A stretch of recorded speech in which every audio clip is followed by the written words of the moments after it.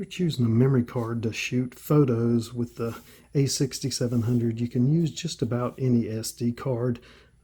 You may have a slower buffer response speed on loading and saving the images, but it'll still work. But if you're shooting video, it's sort of a different story. There's some complications you can run into even using these Sony G cards.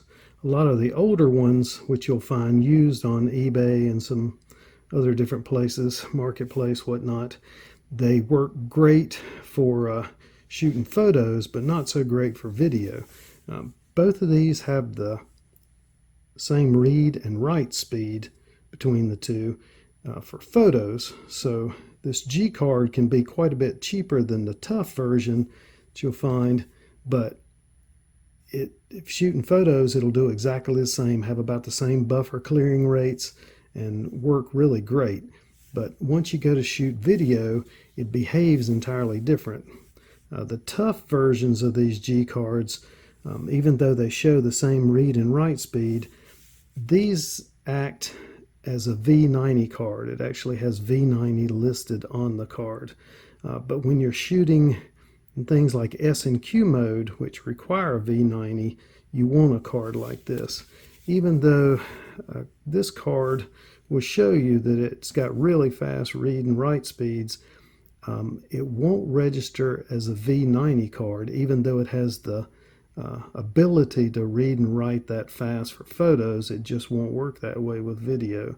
So even though this is a G card and it at one time was the top of the line Sony memory card, it only acts as a V30 card on it. You put this in there, try to use it on some of the higher bitrate files, like shooting an S and Q slow motion, say if you want to shoot 4K at 120 frames per second, this card won't allow you to do that. It'll only let you shoot on the 1080p files or the lowest bitrate versions of the 4K. So it'll act only as a, even though it doesn't say it, it'll make the camera think it's a V30 card, whereas you have to have a labeled V90 card to get that 120 recording with it. Some of the smaller files you can get away with the V60, but if you can afford it, it's best to just go ahead and buy a V90 card. The Sonys are a little more expensive, but you can pretty much rely on them.